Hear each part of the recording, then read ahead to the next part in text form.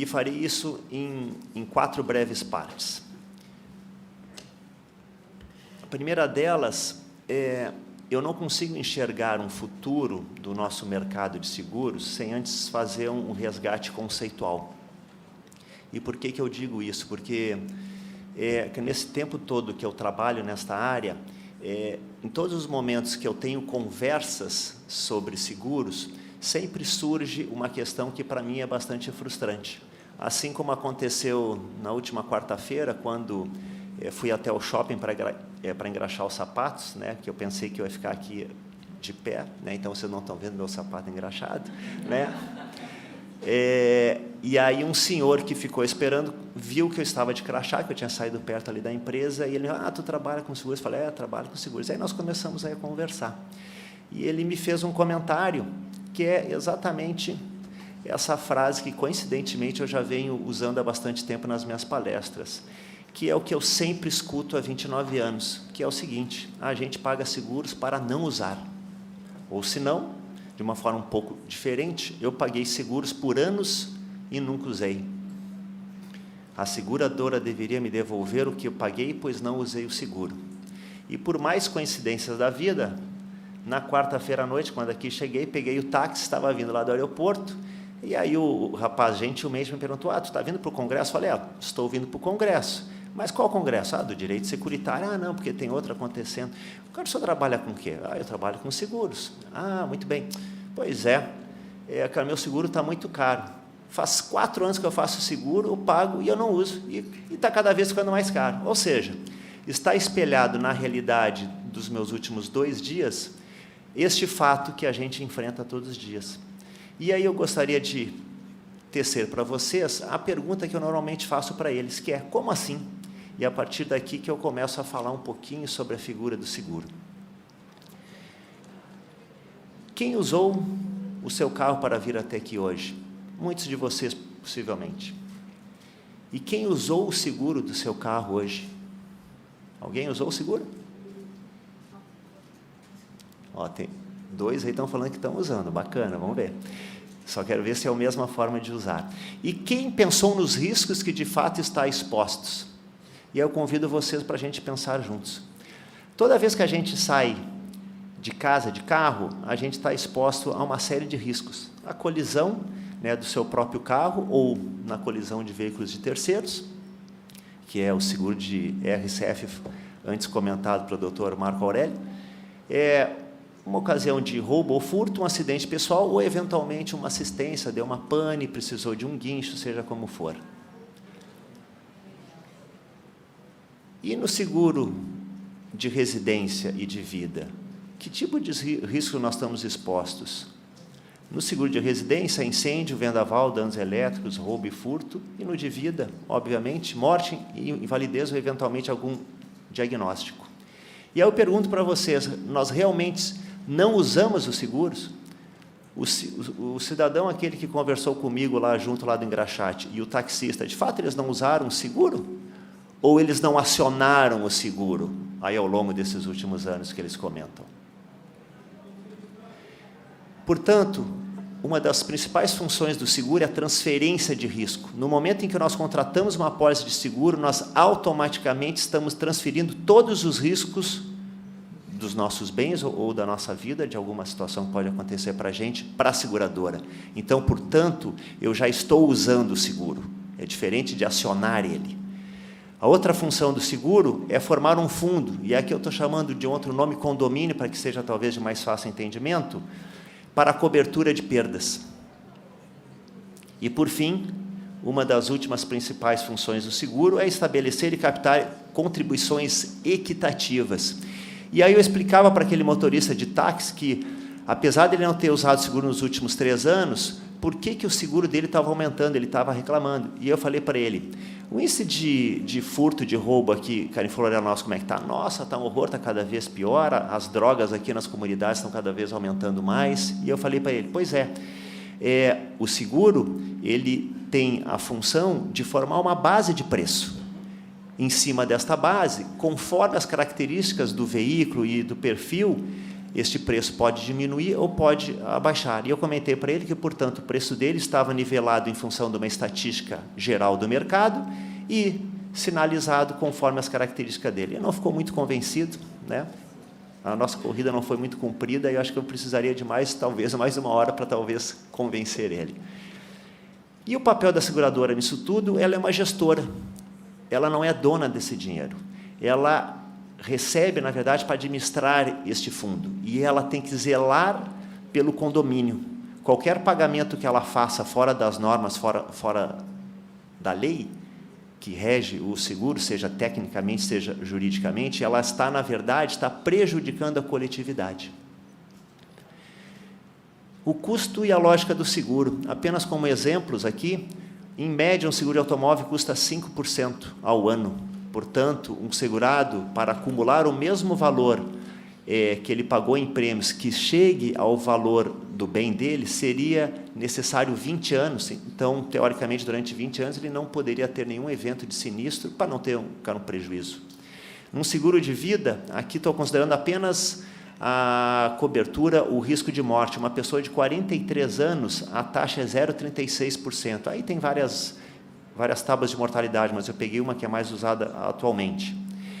Ele teria que, durante 273 anos, acumular o prêmio mensal que ele paga para exatamente chegar ao capital segurado que ele tem, seja lá qual for. Então, vamos imaginar, um pai de família com 30 anos, que ele está tendo o primeiro filho, qual é que é a maior preocupação dele, na verdade? Começar a guardar, um dinheiro para alguma eventualidade. E eu sempre falo para as pessoas, para mim, a principal preocupação tem que ser não guardar dinheiro, mas o primeiro é fazer o seguro, porque imediatamente quando tu faz o seguro, especificamente no seguro de vida, eu estou falando também, automaticamente ele passa a ter uma poupança de 100 mil reais, 200 mil reais, 500 mil reais, independente, né, basicamente do capital que ele escolher, automaticamente à disposição dos beneficiários dele em uma eventual falta dele.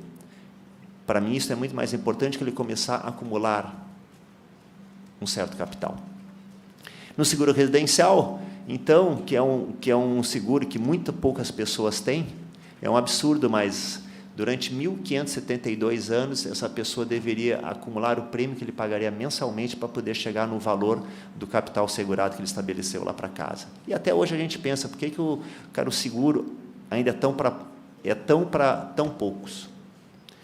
Portanto, a lógica do seguro é a troca de despesas incertas, de valores possivelmente elevados, que seriam sinistros, por despesas certas de valores comparativamente reduzidos. Uma lógica simples, né, de ser entendida.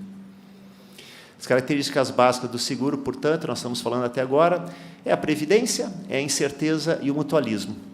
E aqui vou tomar a liberdade de ler uma manifestação do ministro do STF, Marco Aurélio de Mello, no 2º Congresso Securitário, no Rio de Janeiro, em 2008, quando ele fala que o julgador, quando há descompasso entre segurado e seguradora, deve manter equidistância entre as partes.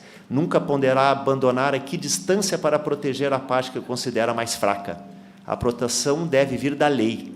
A percepção dos interesses deve ser muito criteriosa, afinal, o objetivo do seguro não é individual, mas coletivo. Não cabe observar o individualismo, mas o mutualismo. E um grande francês, que era o grande técnico de seguro francês, um matemático, ele definiu, há muitos anos atrás, que é mais fácil suportar coletivamente as consequências danosas de eventos individuais do que deixar o indivíduo só, isolado, expostos a essas consequências. Portanto, o mutualismo ele reduz o risco. Esta é uma das características do seguro. Quando se forma esse condomínio, o risco é diminuído. E há uma diferenciação muito grande entre riscos, porque no caso do seguro, o risco é reduzido com a transação, enquanto que no jogo o risco é criado com a transação. No seguro, o risco é puro, envolve apenas a possibilidade de perda ou de manutenção da situação atual. Já no jogo, ele é um risco especulativo, envolve também a chance de ganho. A finalidade do seguro, portanto, é restabelecer o equilíbrio econômico perturbado. É a característica indenitária do seguro. No seguro, não pode haver lucro, não pode haver ganho, não pode haver enriquecimento, não pode haver desequilíbrio de interesse. Por isso que no seguro de automóvel, há muitos anos, finalmente conseguimos ter uma tabela de referência onde a gente indeniza os veículos por essa tabela com preço de mercado. Em momentos de crise como agora, qualquer pessoa que tenha uma experiência de vender o seu carro usado, certamente vai vender ele por um valor bem abaixo da tabela, dos 100% da tabela, uns 85%, 90%, 80%, dependendo do valor do veículo, ou, melhor dizendo, dependendo do tipo de veículo. E é, portanto, que, nesses momentos, há uma grande incidência de fraude e os sinistros aumentam de maneira muito elevada em função de que as pessoas com dívidas, com problemas, normalmente preferem, entre aspas, vender o seu carro para a seguradora do que vender pela tabela, para um consumidor pela tabela 80%.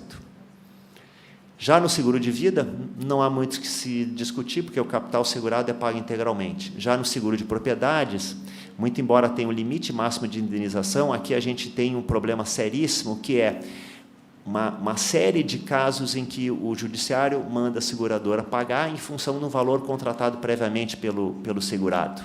E aí eu queria só fazer um parêntese rápido nessa questão de seguro de propriedade, saindo um pouquinho do automóvel. Por quê?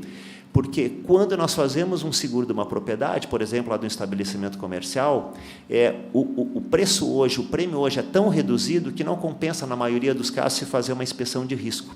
E se ainda nós o fizéssemos, se por mais qualificada que fosse, nós teríamos que fazer uma análise quantitativa do estoque de mercadorias e de bens que estava nesse risco.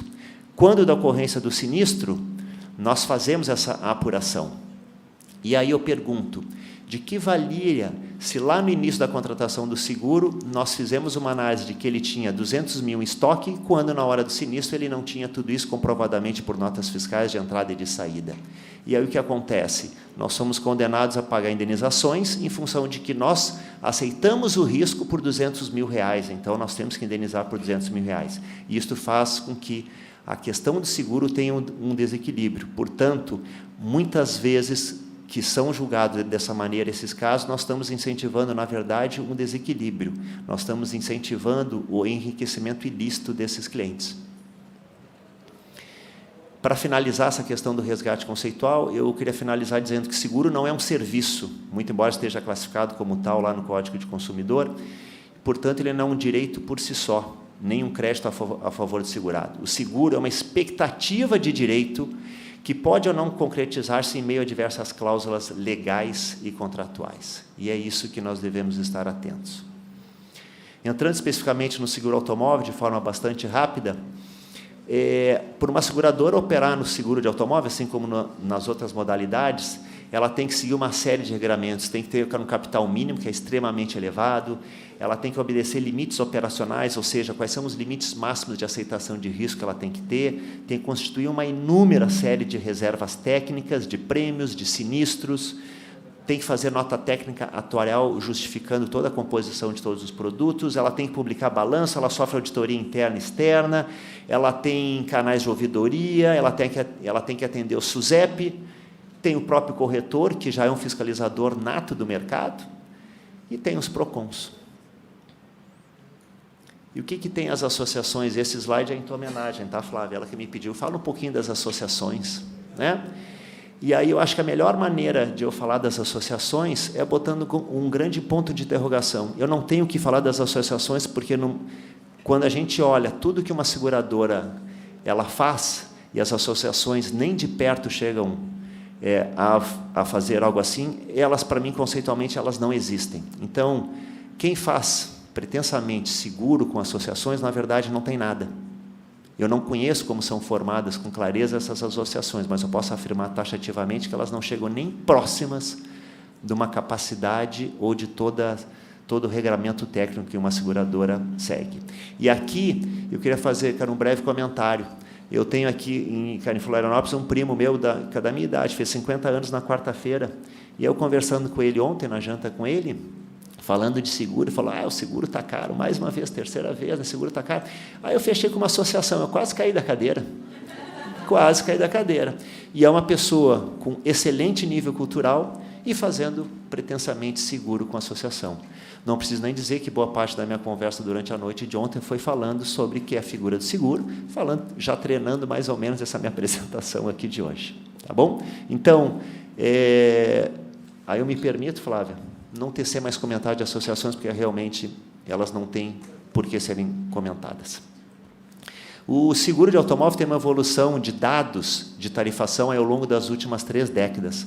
Quando eu comecei lá em seguro, basicamente se precisava saber qual era o fabricante do veículo, naquela época tinha somente 4, vou citar apenas um com exemplo, o Volkswagen, e saber qual o estado, na verdade não era nem o estado, era a região geográfica que esse cidadão ele morava, tinha 5 taxas diferentes, para o sul, sudeste, centro-oeste, norte e nordeste. Então, se essa pessoa tinha um Fusca, ou tinha, vamos pegar uma Brasília, né? Eu não me lembro outro carro da Volks, um pouco mais sofisticado na época, ele pagava o mesmo preço, morava no Rio, em São Paulo, e ele pagava um pouquinho a mais, um pouquinho a menos de quem morava no Sul. Era basicamente isso. Logo ali no começo dos anos 80, começou a se ter alguma distinção por marca e modalidade do veículo, se era um carro de tanta cilindrada, se era mais sofisticado, dependendo do tipo de equipamento.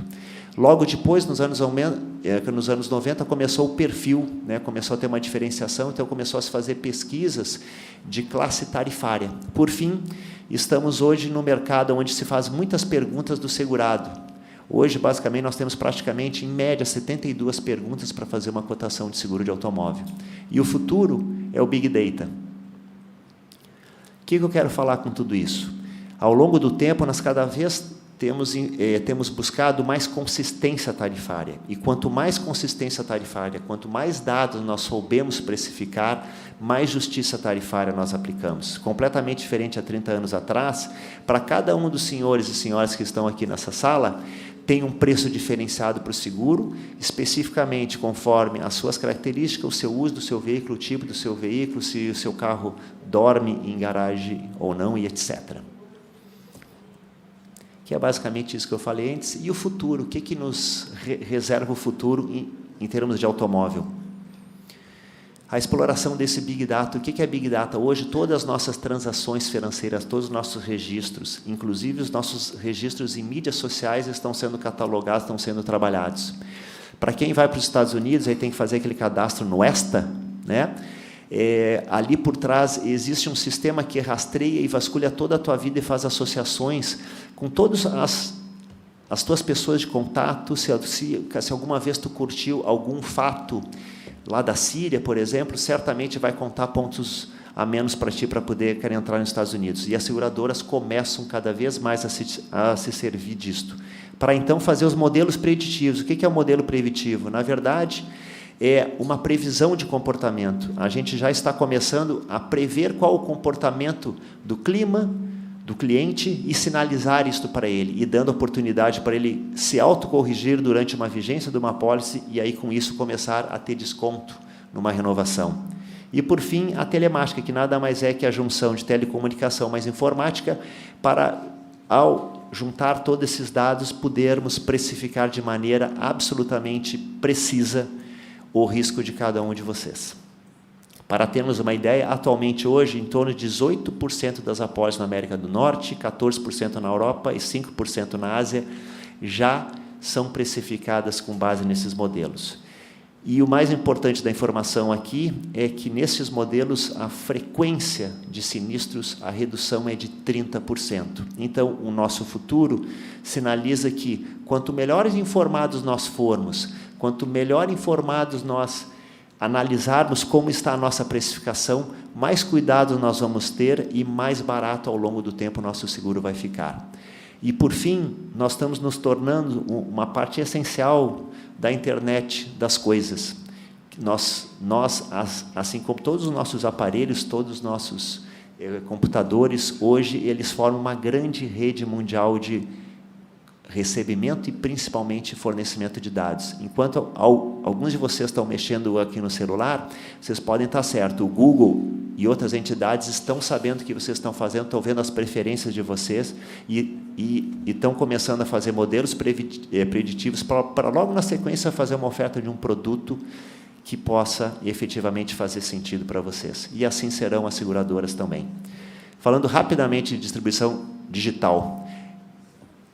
Aqui são dados do mercado mundial, porque no Brasil, como vocês podem ver nesse gráfico, nós praticamente não temos operações digitais. Na América do Norte, hoje, já chega a praticamente 35%, no Reino Unido, 40%, na Europa, de 30% a 40%, na África, 20%, imagina na África, nós estamos falando de África, né, que a gente pensa que não é tão desenvolvido, já tem 20%, na Ásia 40%, e na Austrália já chega a 65%. Aqui um detalhe, não é somente distribuição digital, aqui também tem distribuição direta, que necessariamente não é a mesma coisa. Uma coisa importante, possivelmente tem alguns corretores e securitários aqui, mas a evolução de prêmios comparativamente entre corretores e canais diretos tem sido afetada significativamente. De 2007 a 2014, esse dado não é tão recente, em todos os lugares a gente verifica queda na participação de prêmios arrecadados através de vendas realizadas por corretor e um aumento significativo de vendas de canais diretos e ou digitais. Comoditização do seguro automóvel. Pegando como exemplo o mercado dos Estados Unidos, o automóvel é o motor, é o fator, é o produto que faz com que as pessoas vão na internet pesquisar preço de seguros. E lá, atualmente, em torno de 30% já são vendidos através de canais diretos e ou digitais. E a coisa mais importante aqui é que a relevância dessa compra se dá com produtos mais simples, produtos mais básicos e, portanto, mais baratos. A digitalização está associada, sim, à simplificação de produtos e processos. Isso vai acontecer certamente aqui no nosso mercado.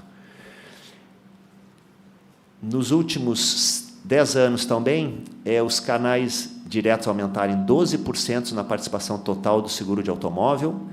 Os independentes, os corretores, perderam 4 pontos e os corretores, na verdade, são os agentes, são vinculados às seguradoras, são funcionários de seguradoras, também perderam 8%. Então, a grande tendência que vai acontecer aqui no Brasil, queira ou não, é que o canal de corretor vai sofrer um impacto não forte no primeiro momento, mas significativo aí ao longo do tempo dessas concorrências que estarão chegando. E, por fim, além de uma menor complexidade dos produtos, também há uma grande concentração em poucas seguradoras. As 3 principais seguradoras dos Estados Unidos, aí, ao longo dos últimos 10 anos, ganharam 8% do mercado.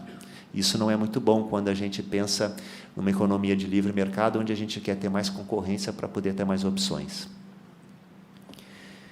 Assessoramento personalizado vezes venda direta. Aqui nós estamos ouvindo algumas manifestações de alguns clientes lá do mercado de fora, né?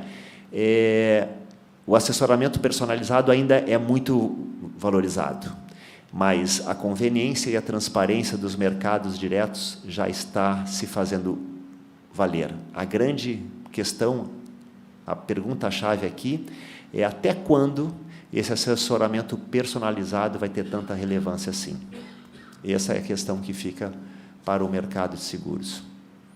As tendências, portanto, do mercado brasileiro de seguros para o automóvel, para a comercialização do seguro de automóveis, canais diretos ou canais digitais, são a figura dos agregadores, né?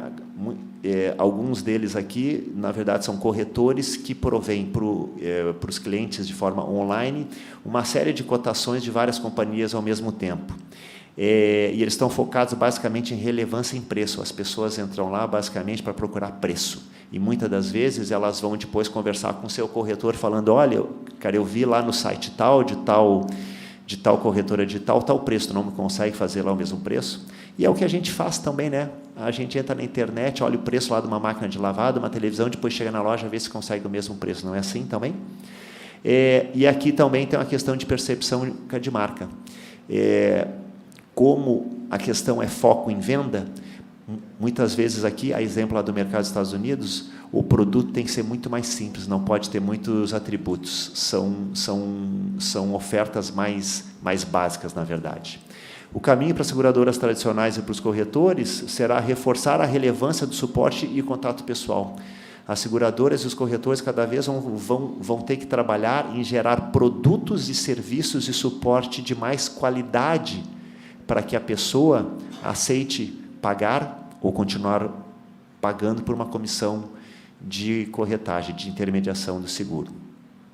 E as insurtechs que já estão surgindo, nós já temos 2 exemplos no Brasil, elas precisam principalmente começar a construir esse mercado, ou seja, engajar os consumidores digitais na possibilidade de efetivamente passarem a querer e desejar e acreditar comprar seguro pela internet.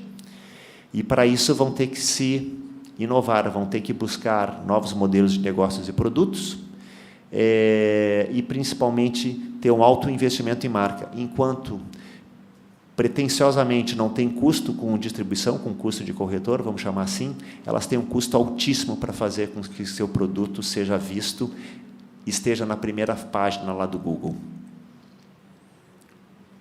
Quais são os caminhos, finalizando, então? E aqui eu vou separar pelos principais entes, pelos principais participantes do mercado.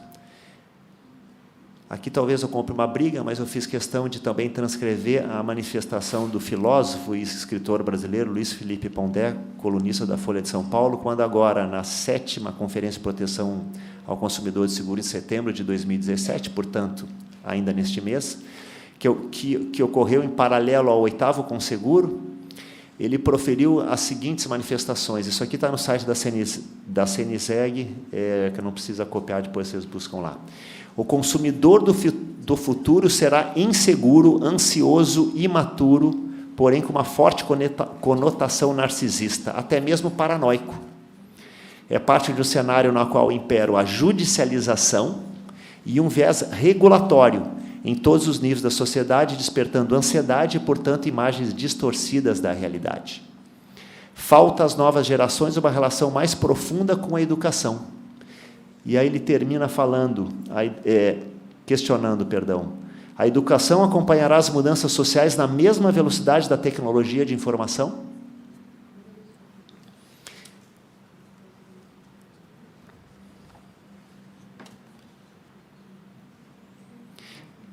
Não sabia que podíamos ser expulsos do paraíso. Existe alguém que lê os termos e condições? Ou seja, na hora de morder a maçã, todo mundo quer, mas na hora de assumir as suas responsabilidades, muitas vezes não. E aqui, a minha provocação é exatamente essa. O que mais se fala, e eu não vou falar muito nisso, é empoderamento do cliente, poder do cliente, respeito ao cliente, e está tudo certíssimo. Mas eu coloco uma pitada a mais nesse assunto, que é, e a responsabilidade?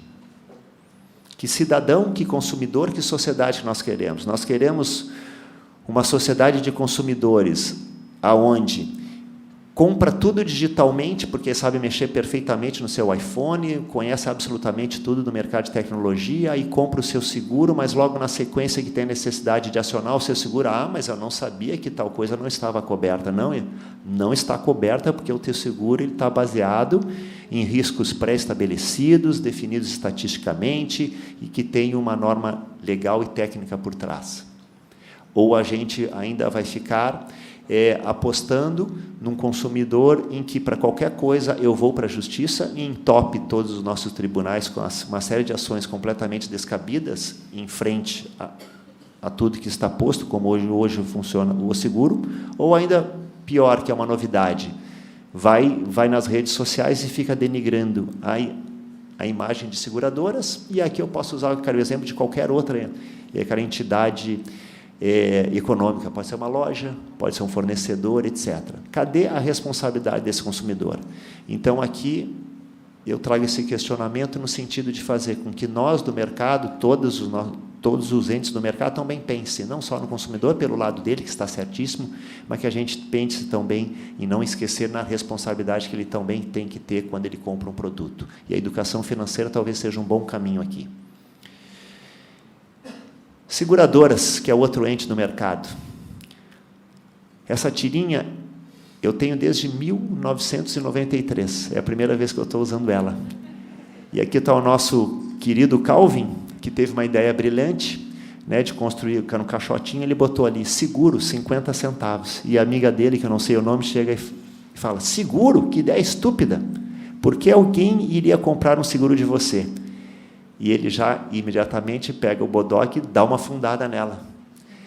Isto, de certa forma, era uma imagem que as seguradoras tinham e aceitavam essa figura. Por quê? Porque elas não olhavam para o consumidor. E aqui, para mim, o caminho para as seguradoras, sem sombra de dúvida, e aí eu me remeto ao começo lá da minha conversa, quando eu falei com você sobre as perguntas que eu escuto todo dia, nós precisamos nos comunicar melhor, de forma clara e transparente. Consolidar entendimento das cláusulas técnicas e de perfil. Por fim, decididamente se fazer entender. Nós vendemos seguros, as pessoas continuam não entendendo o que é seguro. Isso é uma falha enorme de nós que trabalhamos com seguros. Dos órgãos regulamentadores, buscar a sustentação de novos critérios de tarifação. De nada adianta essa metodologia nova de precificação se a gente não tiver o respaldo. Tem que validar as ofertas de produtos personalizáveis, que é cada vez mais o que os clientes estão pedindo. E promover o debate, construir segurança técnica e jurídica. Somente com o melhor entendimento do meio jurídico nós conseguiremos ter, de fato, um instituto de seguros devidamente desenvolvido. Por fim, o mercado como um todo, aqui eu falo de todos os entes. Nós temos que nos lembrar que a boa-fé é fundamental, a ética também. Fundamental que se tenha livre concorrência e flexibilização de regulamentação, respeito à ordem jurídica, proteção ao consumidor e relações equilibradas e harmônicas entre todos os agentes. E a medida do sucesso, do nosso real sucesso, vai ser quando a gente efetivamente tiver a conquista da confiança do consumidor, quando ele, de fato, parar de fazer perguntas como aquelas que eu comentei para vocês. Provermos acesso a produtos mais acessíveis e justos, as características e risco de cada uma das pessoas, e não cobrar o mesmo preço para todos. E, por fim, com tudo isso, nós chegaremos a promover a verdadeira inclusão social, porque, no meu conceito, não basta as pessoas adquirirem e conquistarem seus bens, elas só estão, de fato, inseridas na sociedade o dia que elas tiverem condições e conhecimento para protegerem essas conquistas. Muito obrigado, felicidades a todos.